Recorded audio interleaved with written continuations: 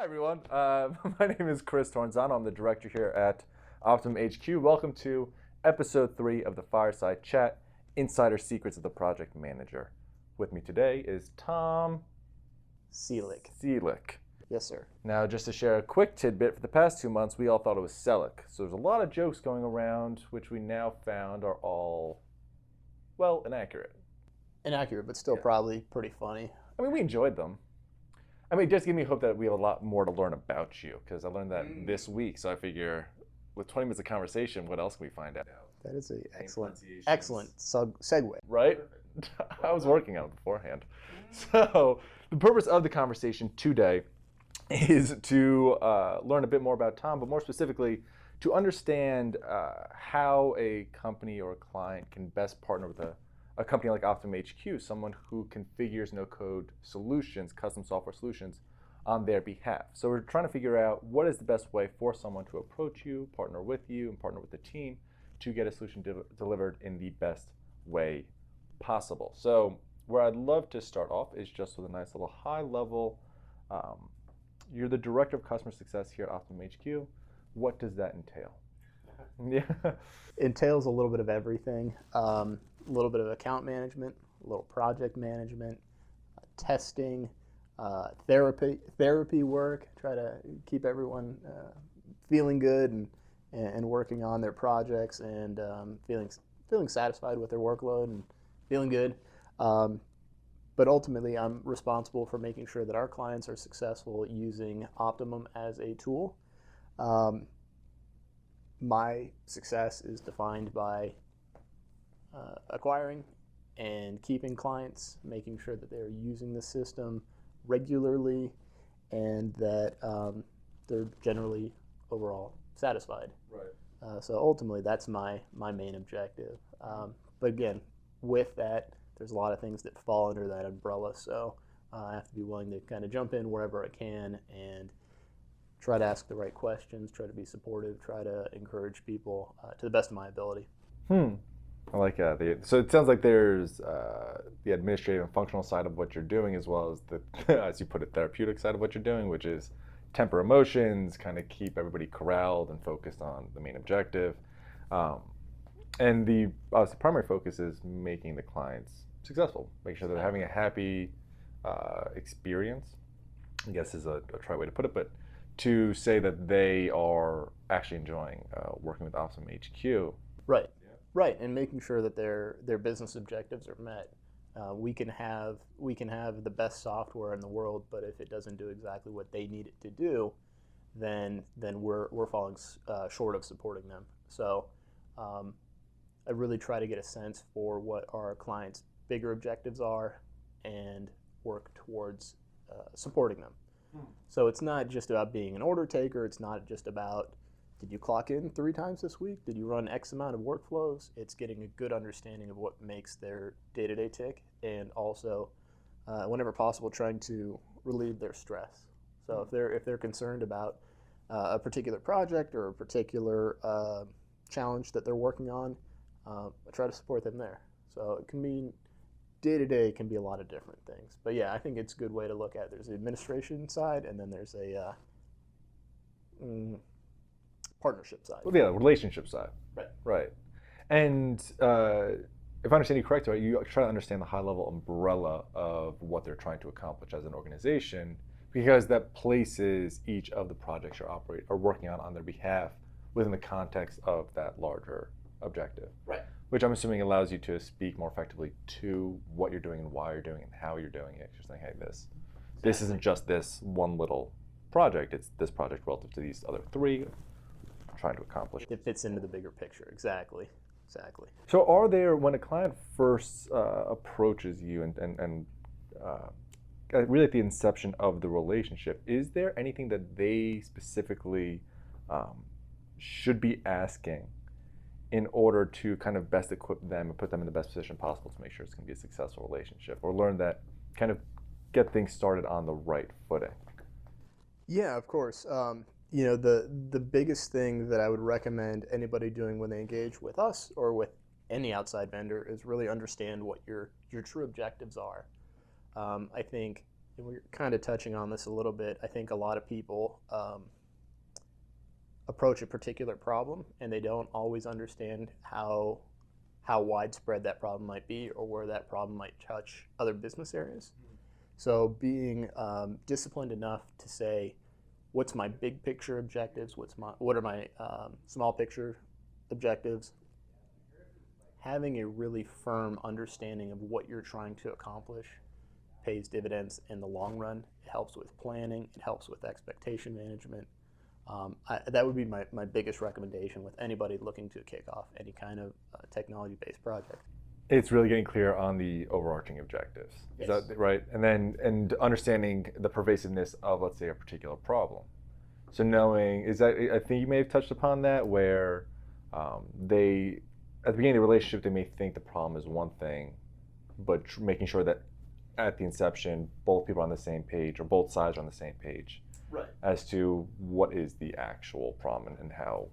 Yeah, absolutely. It's making sure that we're on the same page as the project sponsor or the person who we're working with, but also making sure that person is in communication with their internal teams, their internal decision makers, and not operating out of a silo. Because again, one little problem or one process can touch a million different things. If we're working on an accounts payable or accounts receivable system, it's entirely possible that there are other systems that are feeding into that, an inventory system, Right. or a warranty system, or a order fulfillment system.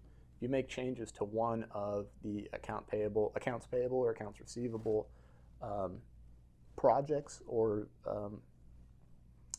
what's the right word?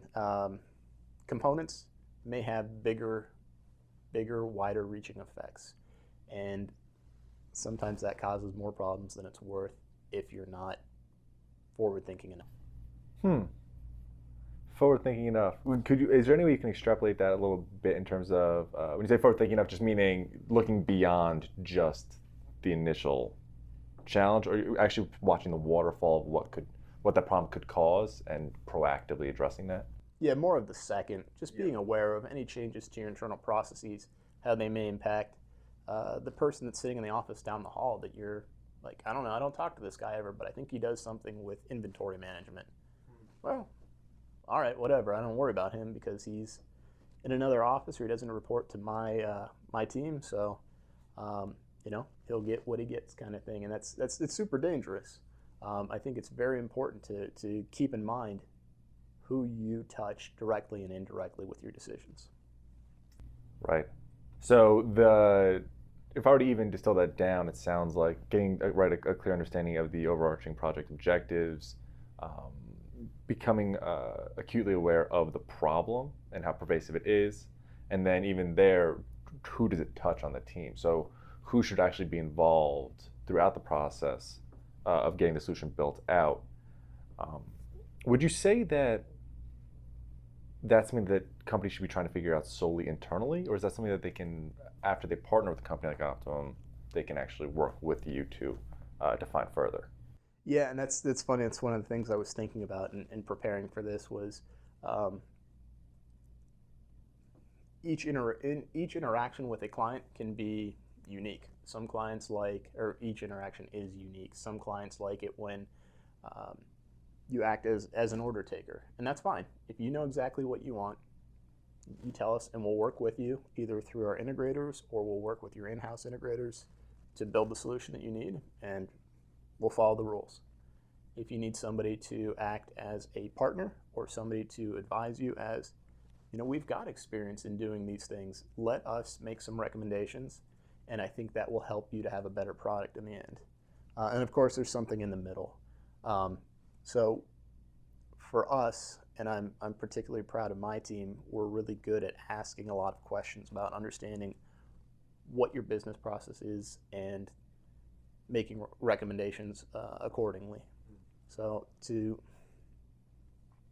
I think to maybe better answer your question, when somebody's kicking off a project, they should really do some internal thinking or some internal, I call it soul searching. I feel that sounds a little aggressive, but just kind of have some thoughts on how you'd like to run your project. Do you want somebody to help you?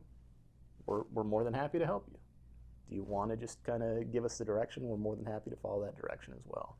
So to that point, even with all these other things being taken into consideration, another thing they should think about is how they like to partner.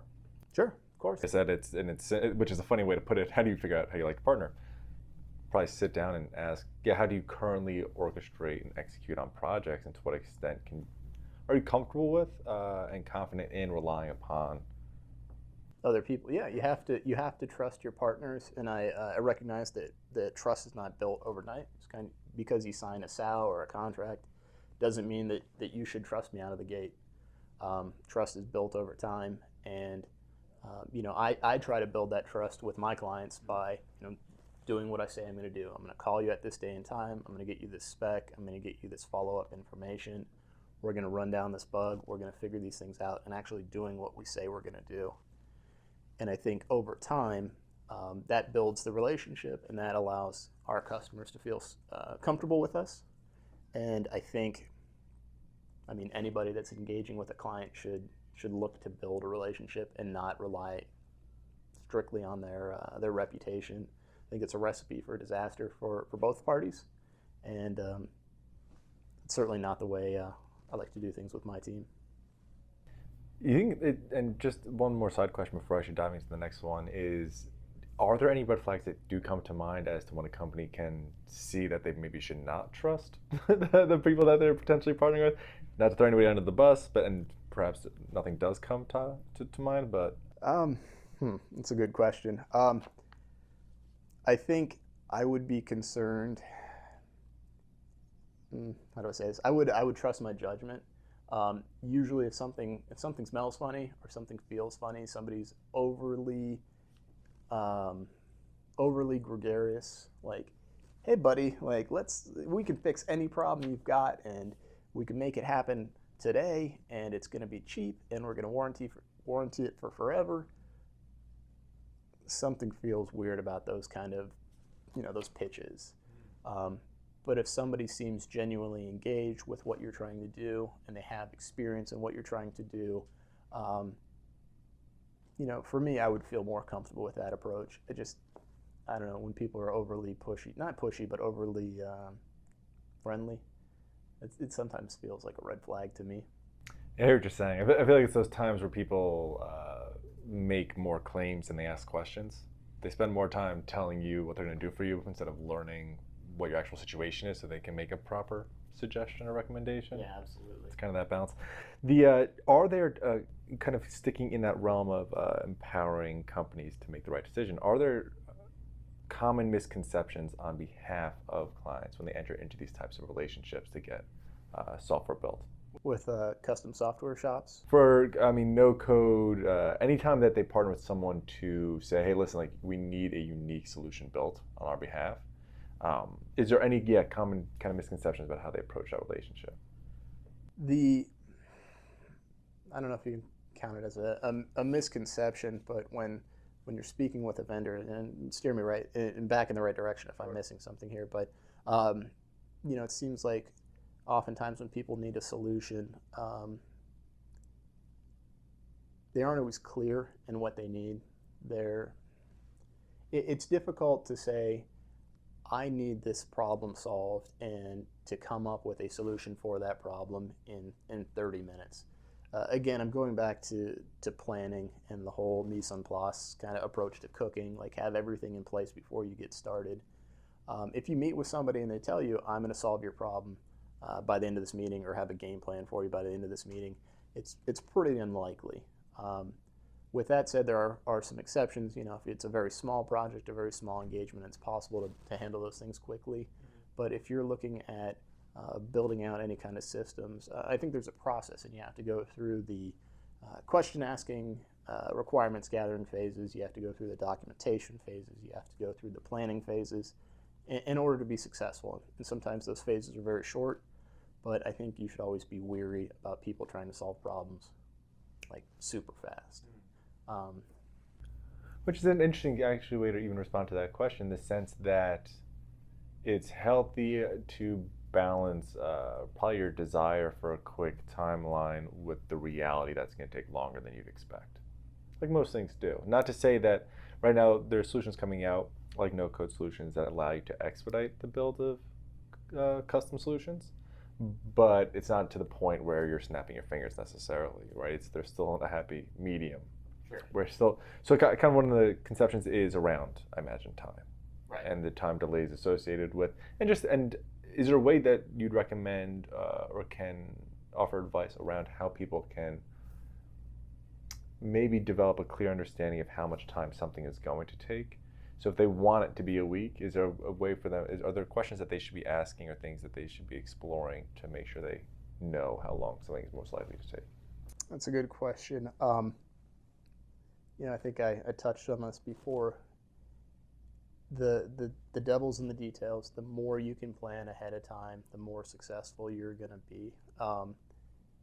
If you want to turn around a project quickly, especially a large-scale project, the more thorough you can be in your documentation, your preparation, the more likely you're going to be successful in pulling something off quickly.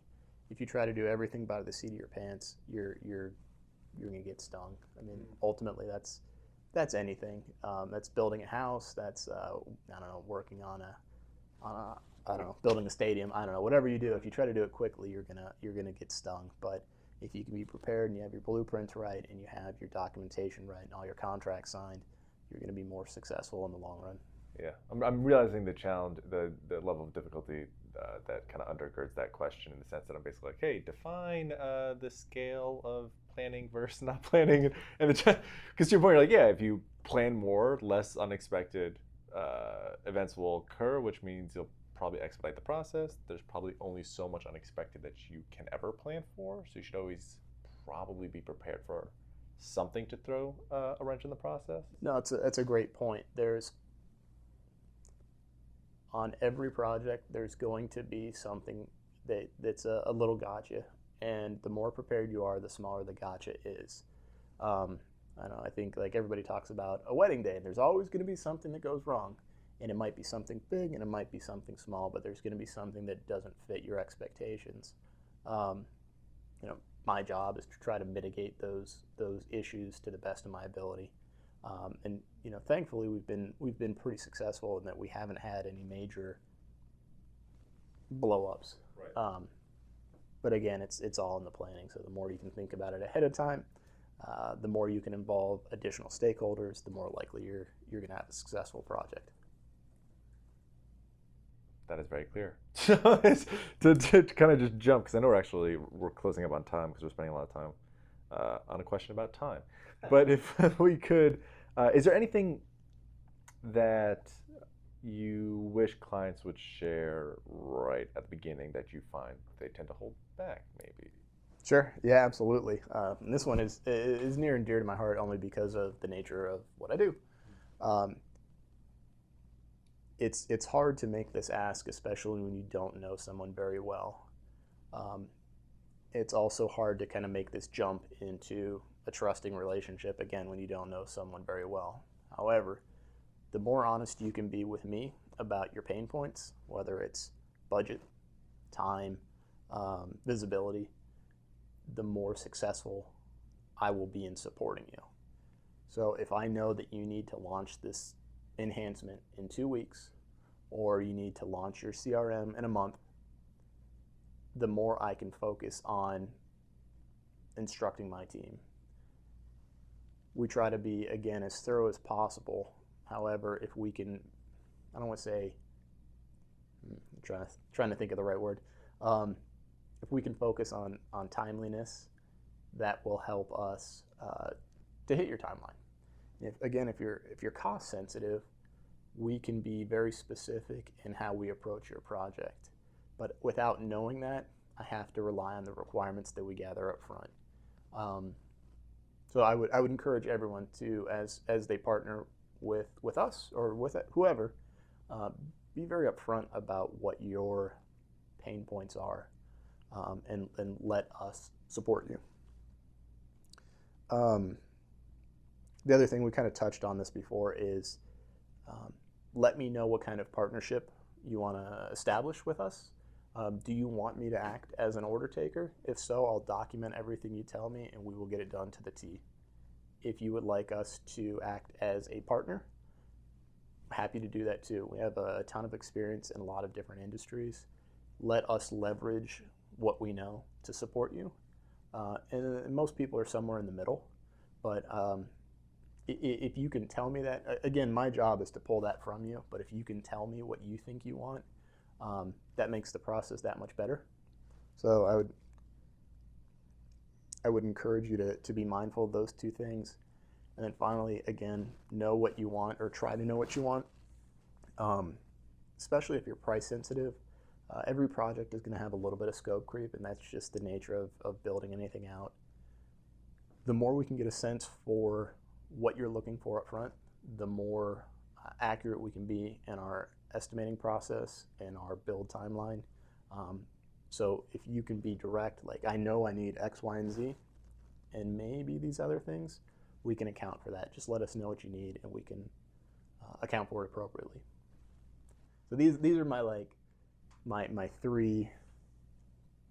These are the three things that impact my ability to provide good support the most. Thank you. That was very clear. I had follow-ups, but we just hit the kind of 2:20 mark, so I want to dive in, see if there's questions from What do you got, the guys? audience. So let me just check this out really quickly. One of them has to do with actually kind of what you just shared, which is how do you ensure project stays within scope? Which we may actually, let's say, do you feel like you can add additional insight beyond what you've shared so far about transparency, as well as defining the kind of partnership you want? Is there anything kind of in addition? Sure. I mean, being a good project manager and managing scope is a difficult thing to do, especially on a really long project or a very complex project. It's really difficult as a project manager to go to a client and say, we've been working on this thing. You've changed the ask from this to that. However, that's our job to let the client know that the ask has changed. And oftentimes we're able to catch that before it happens and proactively tell our customers, because of this, the timeline's going to be pushed back. But thankfully, it only impacts the budget by X% or X dollars.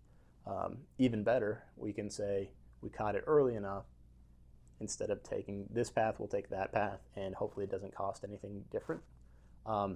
It's the challenging part of the job. The better the documentation, again, planning. The better your planning, the better your documentation, the easier it is to have those conversations. And then we just have to roll with them. Ultimately, again, plan, but ultimately there's going to be some little things that we just didn't think about. We didn't think about the guy down the hall who works in inventory, and we need to take care of him. So it is what it is. You got to work through it sometimes. Right. And to that point, so when keeping things within scope is really about planning, about probably clear communication on both sides, and then about being able to partner when the inevitable challenge arises. Right. And say, how do we push forward smoothly and not add additional tension to what is already moving train? We always want a project manager, an account manager always wants to tell the client, we will absolutely do this for you, and we'll absolutely get it done in time, and we'll absolutely do it for free. And unfortunately, it's not always the case. But if we've established a good partnership and we've proven that we're operating in your best interest, it makes it a lot easier to have those tough conversations. So another one is, what roles do you typically work with on client projects? So I guess, who do you typically partner with? Is it the CIO? Is it more directors, project managers, business process? Like, is there a little bit of everybody? Okay, Yeah. Oftentimes we're working with CIOs, CFOs, technology directors, IT directors, but also we work with the inventory person or the guy that's in the lab running tests.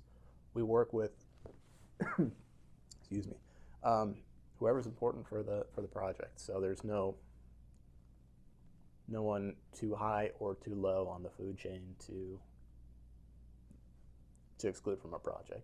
And then you must have to adjust the type of communication back and forth based on who or with whom you're speaking.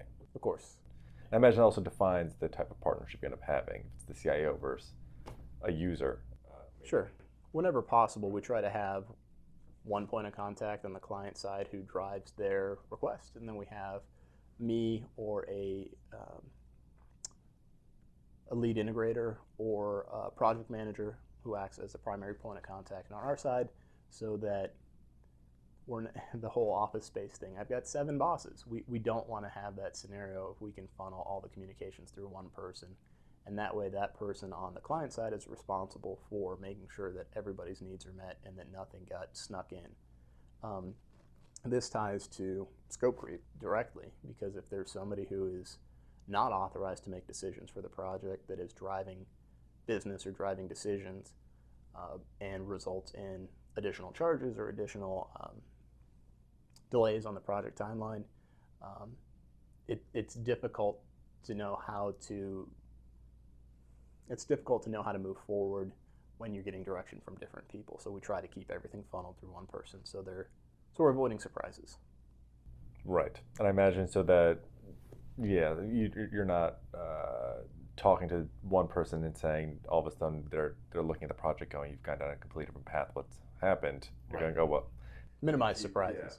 Yeah. And to that point, the kind of question I'd like to wrap up on is really around what it looks like. And by what it looks like, I mean like a successful project. So if you were to look back, how's this phrased? If you were to look back on a project and deem it successful, how would you describe it? Sure. Project, relationship. I would define a successful project or relationship as where we deliver on time or early, within budget or under budget, while having a good relationship with the client. Just I don't say having fun, but being able to joke and have a good time with somebody and not feel like you're. It almost sounds cliche in 2019. Like, we're having a good time with our clients, but if we can go to lunch and have some jokes and accomplish your project on time or under budget or both, then I think that makes life a whole lot more fun and less stressful than pulling an all-nighter to get it done. So that would be my ideal situation, is keeping every client happy by getting everything done on time, under budget. That's a great point to wrap up on. Tom, thank you so much. My pleasure. Thank all of you. That is the wrap up for episode 3. We'll be sending all the recording to every registrant. Thank you for joining, and hope to see you next month.